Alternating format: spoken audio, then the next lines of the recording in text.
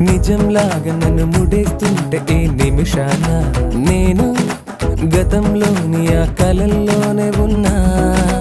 నువ్వు ప్రతిసారి నీ ప్రపంచంలో నన్ను చూస్తున్నా. నేను అదే పనిగా నిన్ను వెలేస్తూనే ఉన్నా. నువ్వు నన్ను కడలిలోని ఆ కెరటమల్లె విడిపోకున్నా. నేను ఒక మనసు లేని శిలలాగా మారినానా.